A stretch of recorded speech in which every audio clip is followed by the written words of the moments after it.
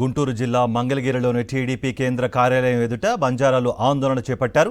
ఎన్టీఆర్ జిల్లా జి కొండూరు మండలం కట్టుబడిపాలెం గ్రామస్తులు ధర్నా చేపట్టారు. మంత్రి కొల్లు రవీంద్ర బినామీ పామర్తి రాజా తమతో పనులు చేయించుకుని డబ్బు ఎగ్గొట్టారని ఆరోపించారు.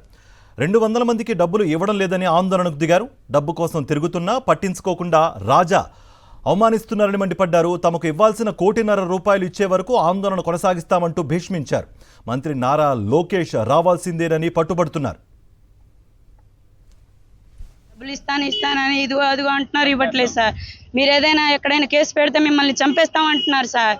ఇదేం సార్, మాకు ఇదేం పరిస్థితి సార్? పనులు చేసి కూడా మేము ఈ బాధపడాల్సి వస్తుంది. మాకు 3 పిల్లలు సార్, మా పట్టు కొడుతున్నారు సార్. వాళ్ళు మా న్యాయం చేయండి సార్. లోకేష్ సార్ ఎక్కడున్నా ఇక్కడికి రావాలి సార్ ఖచ్చితంగా. ఈ పామర్తి రాజా అనే వ్యక్తి మన గౌరవనీయులు మంత్రివర్యులు కొల్లు రవీంద్ర గారికి అన్నయ్య అంటూ తమ్ముడులా ఉంటారంట.